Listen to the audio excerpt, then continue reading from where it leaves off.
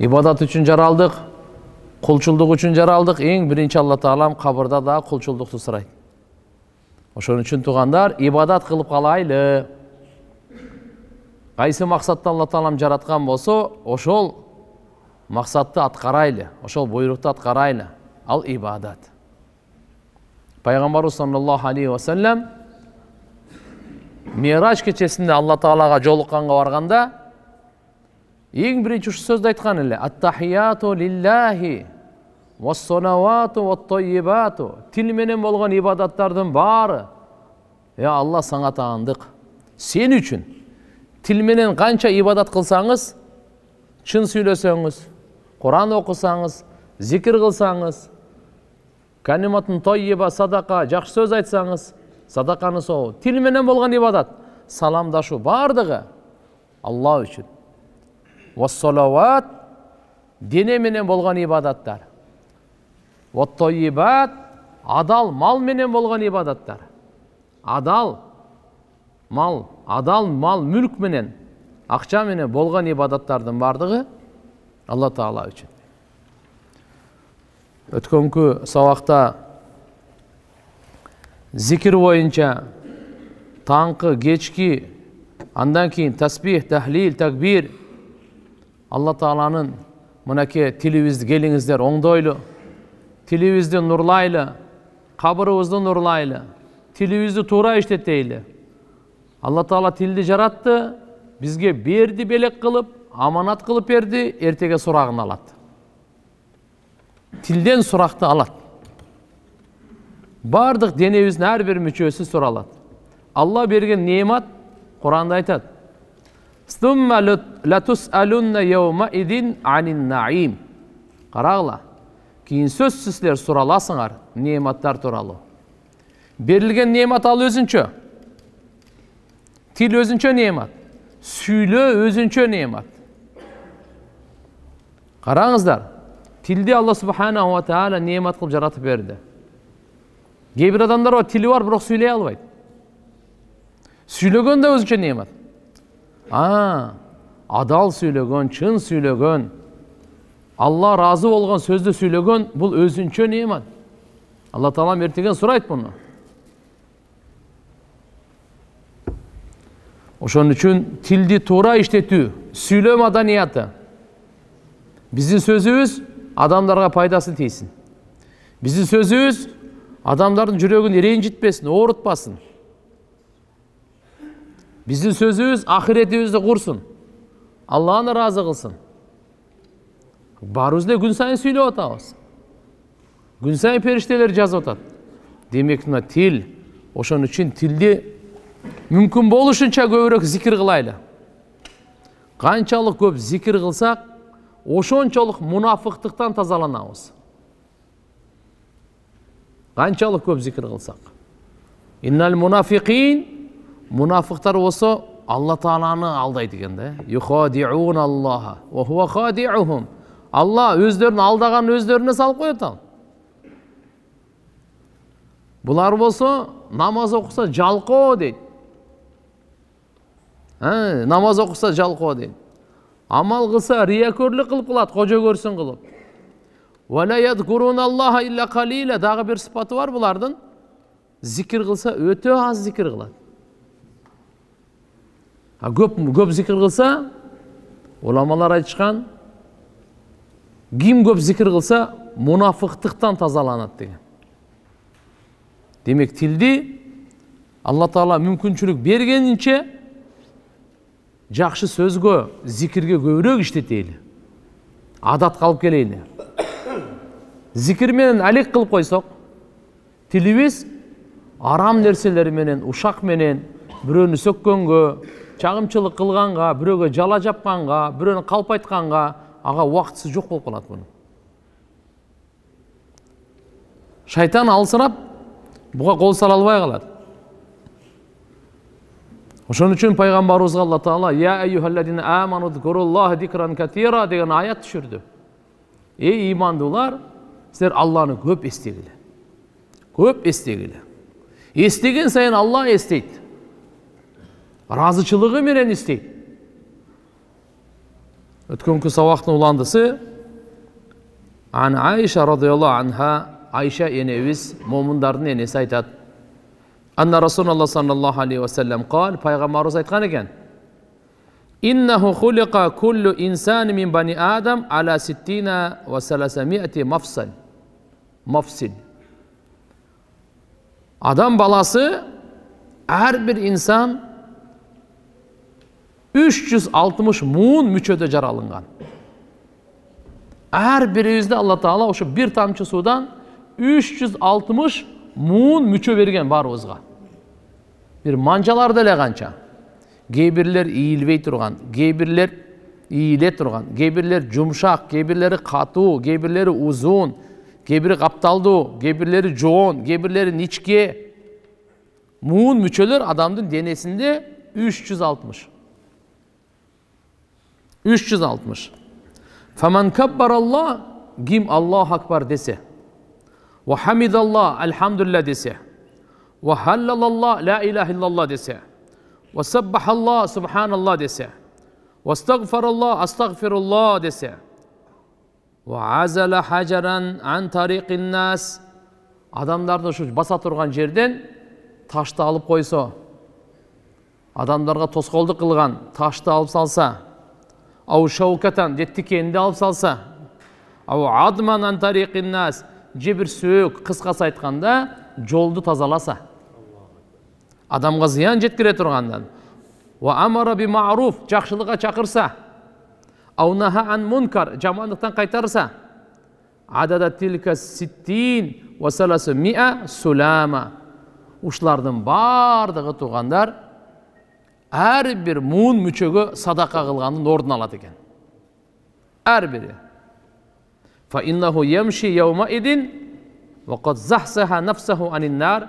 Пайгамбарыбыз айтты, ошол түнү, же болбосо кээ бир риваятта юмси, ошол күнү ал дозоктун отунан өзүнүн жанын куткарып басып жүргөн болот дейт. Бул деген ар бир намазда субханаллах 33 жол айтабыз. Алхамдулилlah 33 жол. Аллаху акбар 33. 100 деп коюңуз ла илаха иллаллах менен. Багымдатта, пешимде, асырда, Шамда уже 400 айтып койдук да. 360 садака беришибиз керек эле. Бирок 360 зикир менен садака орундалды. Андан сырткары дагы мынакей жакшылыкка чакырып койсоңуз, жамандыктан кайтарып койсоңуз, садаканын сообу деди. Жолдон жаман нерселерди алып койсоңуз, садаканын сообу. Астагфируллах, садаканын сообу деди. Нуъман ибн Башир радиаллаху анху айтат, пайгамбар саллаллаху алейхи ва саллям мындай деген экен. Инна мимма тадкурун Аллах, инна мимма тадкуруна мин жалалилlah, ат-тасбих ва тахлил ва тахмид. Yani atifna havlal arş lahunna daviyyun kaddaviyin nahl tuzakkirus bisahibiha ama yuhibbu ahadukum an yakuna lahu aw la yazalu lahu man yuzakkiru bih. Allahu akbar.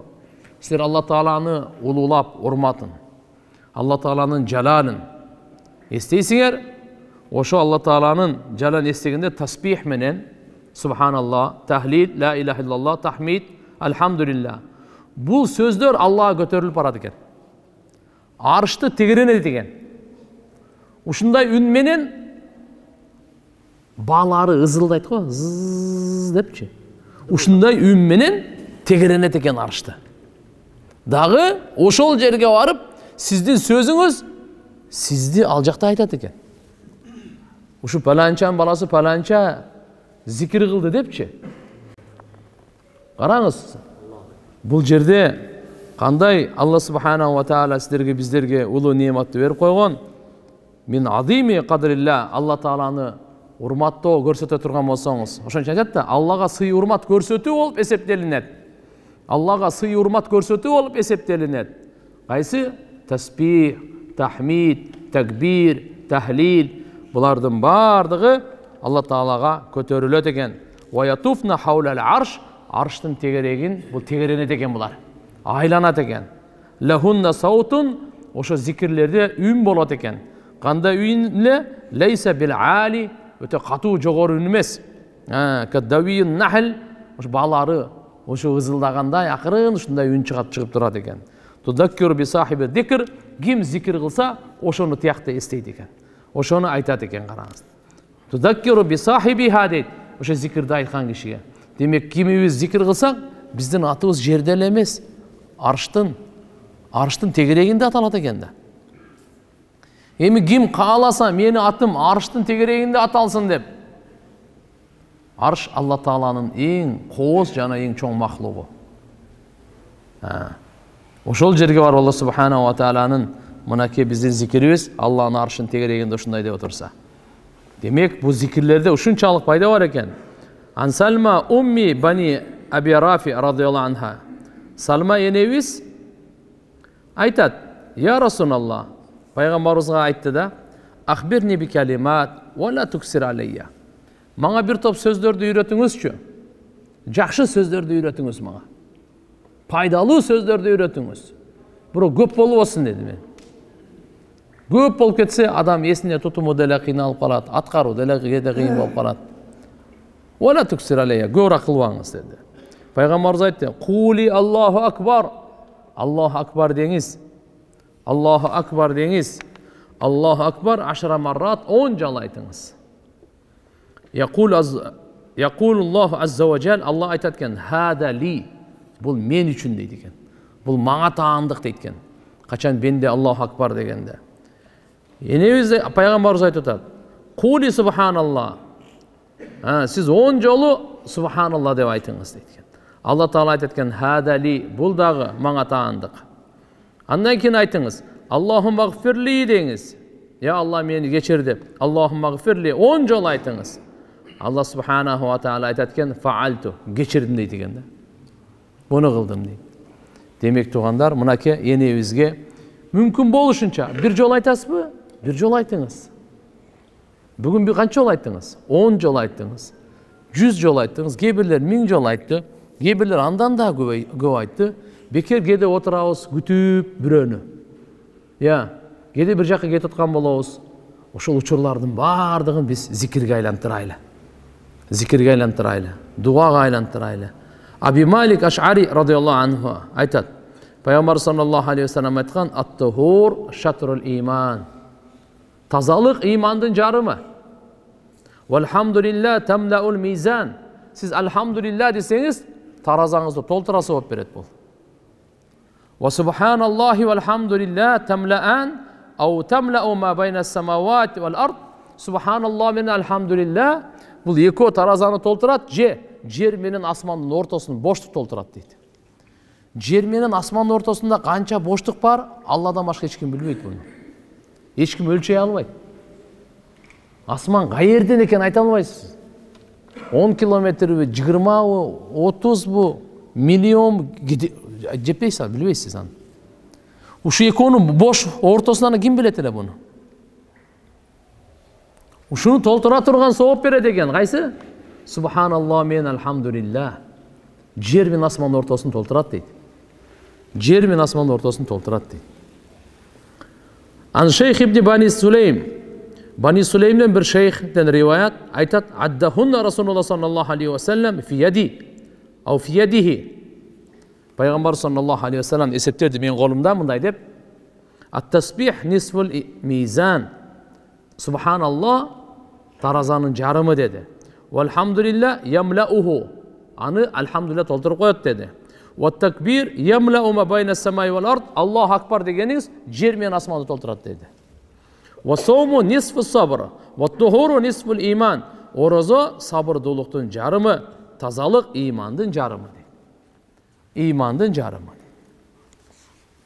Абдулла ибн Аби Ауфа радияллаху анху айтат: "Бир киши пайгамбар саллаллаху алейхи ва саллям пайгамбарыбызга келди дагы айтты: "Инни ла астати ана ахуда минал Кур'ан шай." Мен Курандан бир нерсе ала албай атам, жаттай албай атам. "Фааллимни ма юджиуни минху." Ушу Куранга жетиштүү боло турган бир нерсени үйрөтпөйсүзбү мага деп жаңы исламды кабыл алып аткан киши эле ага айтты пайгамбар: "Субханаллах, алхамдулилла, ла илаха иллаллах, валлаху акбар, ва ла хаула ва ла куввата илля биллахил алийил азим."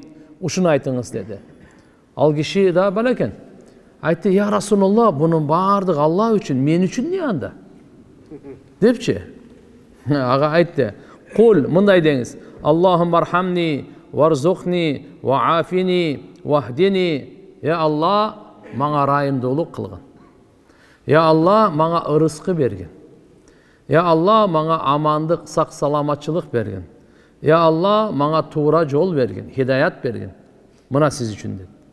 Фәләммә қама, кейін ал тұрғандан кейін, фәләммә қама, кейін ал тұрғандан кейін, қала хәкәдә биядихи, қолын көрсетті. Толтырып кетті, жақшылықты пайғамбарымыз айтады. Амма хада фақат мәләә ядаху минәл хайр, жақшылықты толтырып кетті бұл дейді. Жақшылықты толтырып кетті дейді. Ибн Масуд радиаллаху анхудан пайғамбарымыз саллаллаху алейхи ва саллям айтқан, Ибрахим пайғамбарға жолыққанымда Ми'раж кешесінде, бұл хадис өткенде дағы айттық әлі.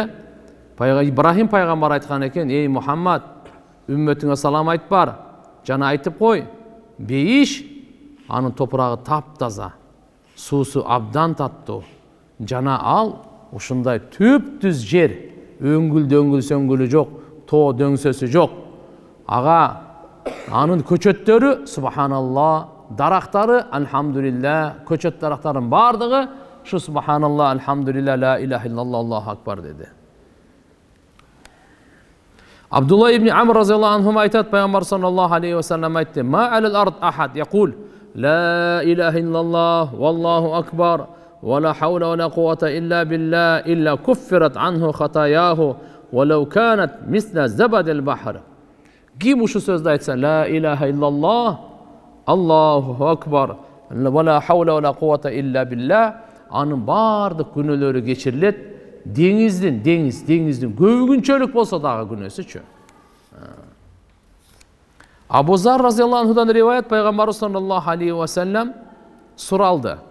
Мындай деп, бирөө суроо берди да, суила айюл калами афдал, сөздөрдүн эң абзели кайсы дегенде, пайгамбарыбыз айтты, мастафаллаху лил малаикатихи, Алла периштелерине тандаган сөз.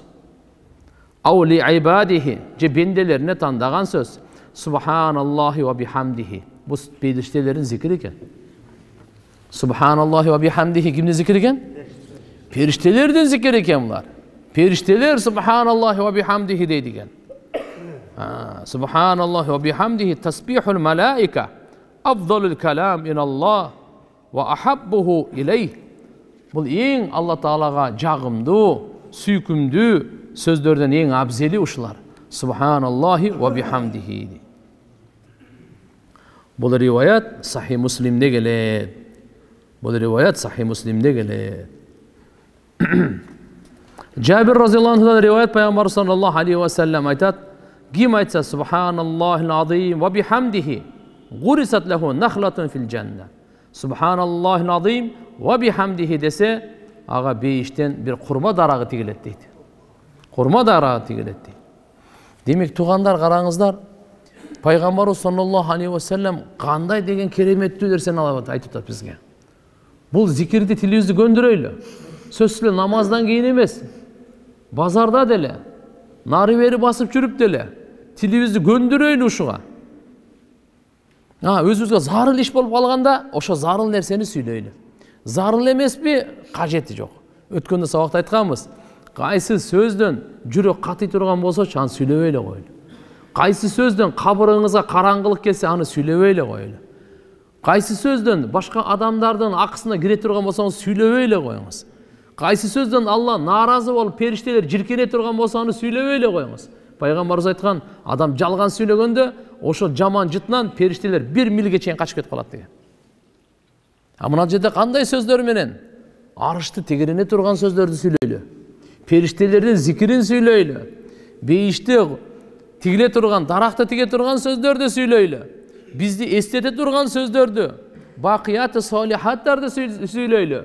Мына базарга барганда пайгамбарыбыз саллаллаху алейхи ва саллям айтат, базарда шайтандын чөйрөсү да, шайтандын ордосу аерде. Алдамайса, як бияк аргандай гафлет. Айтат, кимде ким айтса, ла иляха иллаллах вахдаху ла шарика ла, лахул мулк ва лахул хамд, биядихил хайр ва хува ала кулли шайин кадир.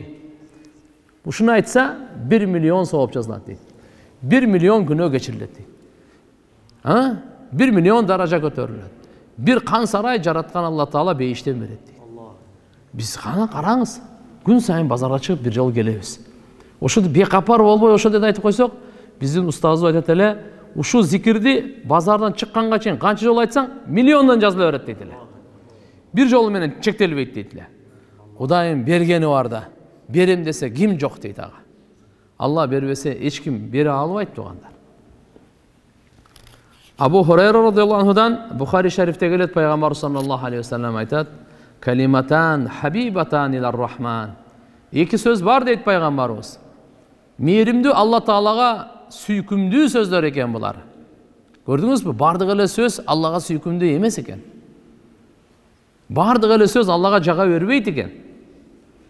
Пайгамбарыбыз айтып атат: "Хабибатан илар рахман." Ал эки сөз Аллага сүйкүмдүү. Ким ошол эки сөздү айтса, ошол адам да Аллага сүйкүмдүү. Алла Таала ошону жакшы көрөт экен. Ошол сөздү айткан кишини, жана ошол сөздү айткан кишини, ошол сөздү Алла жакшы көрөт экен. Хафифатан алал лисан, тилге жеңил экен бул. Эч кандай кыйынчылыгы жок экен. Сакилатан фил мизан, таразада салмактуу, оор. Эртеге кыямат күнү ар бирибиздин амал дептерибиз тартыла турган тараза болот. Ошол жерде соопту баса турган ушундай оор. Кайсы? Субханаллахи ва бихамдихи, субханаллахил азим. Мынакей, биз тилибизди ушуга үйрөтөйлү. Үйдөгүлөрдү ушуга үйрөтөйлү. Аялдарыбыз зикир кылсын. Апаларыбыз, аталарыбыз зикир кылсын. Бир туугандарыбыз зикир кылсын. Бала чакабыз зикир кылсын. Шайтан алсырайт, үйдө жакшы жашоо болуп калат. Баягындай тополоң, сополоң, бири-бирин жей турган, бири-бирине желмогоз көрүнгөн, андай токтойт бардыгы. Жин-пин аралаш шайтандын бардыгы качып чыгат. Бардыгы качып чыгат. А биз азыр ошолордун башкармасы менен жашап атабыз азыр. Айтканын аткарып. Ошон үчүн иншалла келиңиздер, улуу пайгамбардын улуу сөздөрүн жерге таштабайлы. Бизге улуу даража алып берет булар. Бул сөздөр жөнөкөй сөздөр эмес. Пайгамбарыбыз саллаллаху алейхи ва саллям берекелүү тилинен чыккан сөздөр. Алдагы вахий, Алла Таала сүйлөттүргөн, жөнөкөй эмес. Субханаллахи ва бихамдихи, субханаллахил азим.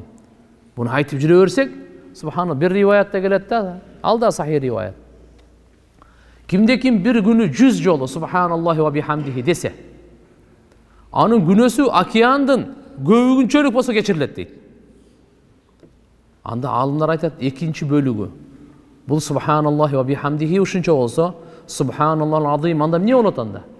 Күнөөлөр кечирилип кетсе, эчтеке калган жокко десе, раф даражат, даражалары көтөрүлөт дейт бугач. Буларга Алла Таала бийик даража берет дейт. Мус'аб ибн Саад атасынан айтат, bir çöldük kişi geldir Peygamber sallallahu aleyhi ve sellem'e. Ca Arabi ila Resulillah sallallahu aleyhi ve sellem faqal. Gelip aytıptır, allimni kalaman aquluhu. Siz bana şuna bir söz öğretmeyiniz, men aytıp жүрөйүн. Peygamberimiz aytdı, qal, qul la ilahe illallah vahdahu la şerike la. Allahu akbaru kabira velhamdülillahi kasira. Subhanallahi rabbil alamin. La havle ve la kuvvete illa billahil aliyin. İlla billahil azizil hakim. Bul dağı Peygamber sallallahu aleyhi ve sellem buğa öğrettat. La ilahe illallah vahdehu la şerike lah. Bir Allah'dan başka sığınğanğa layıklı zat yok. Al жалғыз, anın şeriki yok. Allahu akbaru kabira. Allah Taala öte ulu. Velhamdülillahi kasira. Allah Taala'ga köp maqtovlar bolsun. Subhanallahi rabbil alamin. Bütkül alamdın Rabbisi aruz zat. La havle ve la kuvvete illa billahil azizil hakim. Hiç kanday günödөн saqtanганга Allah'ın jardamısız mümkün emes. Taat ibadat kılganга Allah'ın tawfigisiz da mümkün emes. Al üstümdü danışman. Al aytdı, bulardan bardığı meni biz Rabbim üçün eken. Men üçün ne dedile? Aytdı Allah Taala. Peygamberimiz aytdı. Kul Allahumma gfirli varhamni vahdini varzuqni. Ya Allah meni geçirgin. Mağa rayımdılık kılgın. Mağa hidayat bergin. Mağa rızkı bergin. Estegende bir hadiste Peygamberimiz sallallahu aleyhi ve sellem aytadi. Kimde kim Allah Taala'dan 4 narsani so'rasa, Allohumma g'firli, varhamni, va'afini, varzuqni. 4'ünü sorasa, dünya ahiretdaga nemne gerek bolsa bardığını sorap бүтүптүр дейт ал. Бардығы буга жетиштүү болуптур дейт. Аллахумма гфирли деген, я Алла, менин күнөөлөрүмдү, каталар, жаңылыштарымды кечиргин. Вархамни, я Алла, мени ырайымдуулугуңа бөлөгүн. Бунун ичинде чексиз Алла Тааланын жакшылыгы жатат. Мага ырайым кылгын, я Алла, ырайымдуулугуңа бөлөгүн. Ва афини, амандыкта койгон мени, сак саламатчылык. Көзүм өлгөнгө чейин көрсүн. Кулагым өлгөнгө чейин жакшы уксун. Акылым өлгөнгө чейин иштесин, я Алла. Бардык мүчөлөрүм афият бергин, амандык бергин. Акылыма дагы, оюма дагы, рухума дагы, денеме дагы, бардык мүчөлөрүмө дагы. Я Алла, афият бергин. Варзухни, Алла ырыскы бергин. Ырыскы жалындыны жегенге эле чектелбейт болчу. Билимди дагы Пайгамбарыбыз саллаллаху алейхи ва саллям ырыск деп айткан. Кийинген үй бардыгына канчалык жетишерлик керек болсо, ошонун бардыгын бергин деген суроо. Абу Хурайра радыйаллаху анхудан риваят, Пайгамбарыбыз саллаллаху алейхи ва саллям айтат, кимде ким мындай десе, ла илаха иллаллаху вахдаху ла шарика лах, лахул мулк ва лахул хамду ва хува аля кулли шайин кадир, бир күндө 100 жолу 10 кулду азат кылган сообу берилет. Канат лаху адла 10 риқаб ва кутиба лаху 100 хасана, 100 сооб жазылат. Ва мухият анху 100 сайя, 100 күнөө кечирилет. Ва канат лаху хирза минаш шайтан яумаху далика хатта юмсия, эртең менен айтты эле, болду. Кечке чейин шайтандан ага коргон болот дейт. Ва лам яти ахад би афдал мимма жаа illa rajulun amila aksara min zalik, ошол күнү ал адамдан бирөө дагы артык болбойт, абзел болбойт. Бирөө эгерде башка бирөө андан көбүрөөк айтып койсо, ошол эле болушу мүмкүн дейт. Мына туугандар, ла илаха иллаллах вахдаху ла шарика лах, лахул мулк ва лахул хамд ва хува аля кулли шайин кадир, бардык пайгамбарлардын зикри бул. Кээ бир риваяттарда келет, бардык пайгамбарлардын зикри. Пайгамбарыбыз айтат, мен жана менден мурдагы өткөн пайгамбарлардын зикри ушул эле дейт. لا إله إلا الله وحده لا شريك له له الملك وله الحمد وهو على كل شيء قدير. Мынакей 100 жолу айтып койдук саарлар. Эртең менен турдуңуз багымнатта, нары бери басып, 10 мүнөттө спокойно айтып койдуңуз. Ден соолугуңузга пайда, рухка пайда. Мынакей сооптун барын алдыңыз. Шайтандан коргону болгондон кийин эми алхамдулилlah. Тилди зикирге үйрөтөлү. Жашоо өтүп атат. Эртеге бизди жаныбызды чыгарганга келген периштелер келгенде өкүнүп калбайлы. Кап зикир кылбай калыпмын деп. Бейиште өкүнүч бар дейт. Бейиште да өкүнүч бар. Кимге? Кимге өкүнүч бар? Ибадатты аз кылдым дегендерге өкүнүч экен да. Кап. Көбүрөөк зикир кылып калбапмын, көбүрөөк Куран окубапмын, көбүрөөк дуа, садака кылбапмын деп өкүнүч ошол жерде экен. Бисмилlah. Бұл риваяттағы Бухаридин риваятында, Муслимде, Тирмизиде, Насаиде бардығында келет туғандар. Абу Айюб Ансари радиаллаху анху айтат, Пайғамбар саллаллаху алейхи ва саллям айтты, кимде ким ла илаха иллаллах вахдаху ла шарика ла, лахул мулк ва лахул хамд ва хува аля кулли шайин кадир, 10 жол айтса, мурункусунда 100 эле, бу да 10. Кана каман а'таqa 4 анфус мин валади Исмаил. Исмаил пайгамбардын балдарынан 10 кулду азат кылган сообу берилет дейт. 4 анфус 4 экен. 4 кулду 10 жол айтсаңыз, 4 кулду азат кылган сообу берилет дейт. Анас разияллаху анхудан Пайгамбар саллаллаху алейхи ва саллям айтат, эртеге кыямат күнү Алла Таала айтат экен. Дозоктон чыгаргыла дейт экен. Кимди?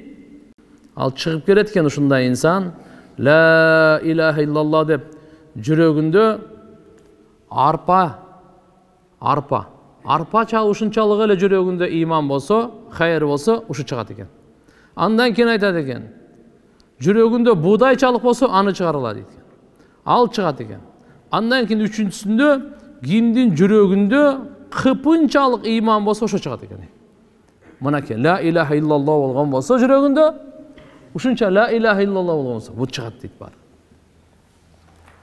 Абу Хурайра радыйаллаху анхудан айтат, пайгамбар саллаллаху алейхи ва салламга бирөө суроо бериптир. Өз эле берген, эми бирөө деп мындай деп айтып койду. Ман ас'адун нас би шафаатик яумал кияма. Эртеге кыямат күнү, о Аллахнын элчиси, сиздин шафаатыңызга эң лайыктуу, бактылуу адам ким болот деген. Пайгамбар саллаллаху алейхи ва саллам айтты: "Лакад зананту я Аба Хурайра алла яс'алани ан хадал хадис ахад аввалу минк." Мен ушуну билгенмин дейт пайгамбарыбыз. Ушул хадис, ушундай хадисти сенен башка бирөө дагы алгач сурабайт го депчи. Ушу сурасаң, ушу сураса керек деп жүрдүм эле дейт. Абу Хурайра, машалла.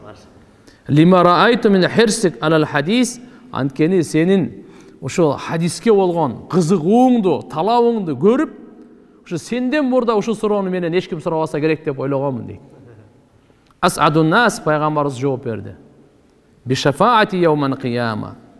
Кыямат күнү менин шафаатыма лайыктуу болуп адамдардын эң бактылуусу ман кала, ким айтса ла иляха иллаллах халисан мин калби ам нафси.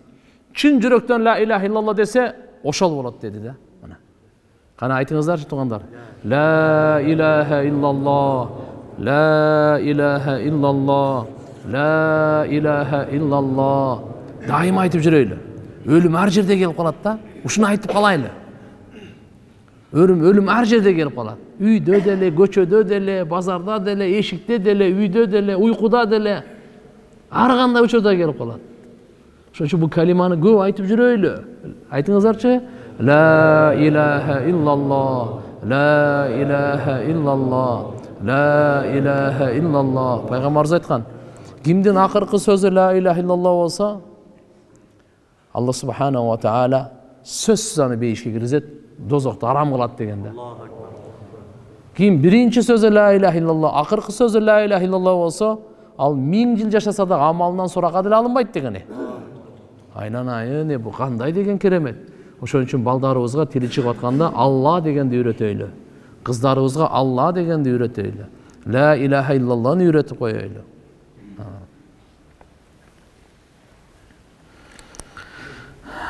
Куллуна саидун би шафаатихи саллаллаху алейхи ва саллам. Шафаат боюнча туугандар, бир аз түшүндүрмө. Шафаат деп эмнени айтат? Биз намаздан кийин пайгамбарыбыздын шафаатын сурап атабыз. Аллахумма рзукна шафаатаху яуман кияма.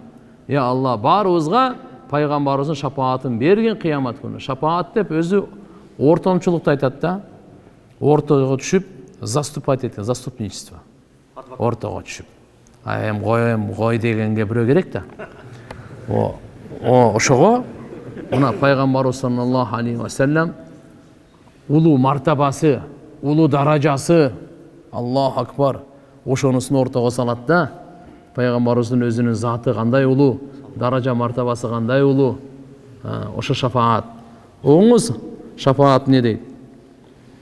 Адамдын бардык адамзат пайгамбарыбыздын шафаатына муктаж боло турган күн болот. Бирок мухлис, момун эң көбү пайгамбарыбыздын шафаатынан ошолор пайдаланат экен. Атак адамзаттын бардыгы. Так, пайгамбарыбыз саллаллаху алейхи ва саллам эртеге кыямат күнү калайык калктын баарына ортого түшөт экен. Бул өткөнкү сабактарда айтканбыз. Кошо айтып кете турган болсок, Адам атабыз жүз үйрөт, Нух пайгамбар, Ибрахим пайгамбар, Муса пайгамбар, Иса пайгамбар бардыгы шафаат кыла албайбыз депчи. Ошондо пайгамбарыбыз шафаат кылат адамзаттын баарына. Шафаатул кубра. Ва яшфа фи ба'дил куффар би тахфифил адаб. Кейбир капырларга да пайгамбарыбыз шафаат кылат экен. Азабын жеңилдетүү үчүн. Абу Талиб мисалы, пайгамбарыбыз саллаллаху алейхи ва салламдын мынакей ошо шафаатынан азабы жеңилди. Кейбирлерине дейт. Так, андан кийин ва яшфа саллаллаху алейхи ва саллам фи ба'дил муъминин бил хуруж минан нар. Пайгамбарыбыз саллаллаху алейхи ва саллам кейбир момундарга дозоктон чыгарууга шафаат кылат экен. Ба'дан дахалуха. Кейбир момундар дозокко кирип калат. пайгамбар саллаллаху алейхи ва саллям ортого түшөт дозоктон чыгарганга. Ва фи ба'дихим би'адами духулиха. Кейбирлерин дозокко киргизбей эле, дозокко бирок важип болгон эле киргизбей эле шафаат кылып киргизип коет экен да. А кейбирлери киргенден кийин чыгарат экен пайгамбарыбыз. Шафаат кылыпчы. А кейбирлери дозок важип болуп калган. Ва фи ба'дихим кана ва фи ба'дихим би'адами духулиха ба'дан истаужабу духулаха. Ага дозокко кирүү важип болуп калган эле, бирок ага киргизбестен туруп шафаат кылып коет экен да. Ва фи ба'дихим кейбирлерин бидухулил жанна бигайри хисаб, бейишке эсеби жок киргизип шафаат кылат экен. Бейишке кире турган, бирок эсепти токтотуп эле киргизет экен. Ва фи ба'дихим кейбирлерине бирафи даражат фиха, даражалары ушу бейиштен улуу даража алса экен деп аларга шафаат кылат экен. Мына бүткүл адамзатка пайгамбар саллаллаху алейхи ва салламдын эртеги кыямат күнү мынандай Алла таалам улуу маками махмуд берет. Бул пайгамбар саллаллаху алейхи ва салламга берген улуу Алла тааланын сыйлыгы, белеги, шафаатын кубра. Ошон үчүн биз дайыма я Алла пайгамбарыбыздын шафаатын бизге буйра көр деп сурап жүрөбүз да. Үмүт кылыпчы. Демек бул жерде ачык болду.